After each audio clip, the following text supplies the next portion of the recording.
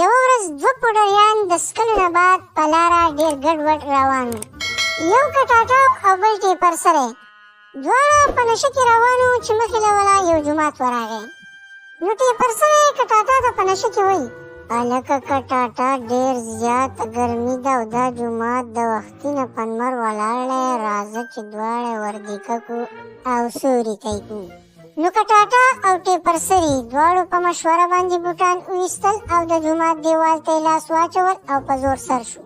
دواړه په نشه کې وو او د جومات دیوال ته یې ځان اړم کړی و او خپې مږلې. دا دواړه په نشه کې په جومات په دیوال زورونه کوي او د شا غاړې پسې پټ پټ یو غل لاغی.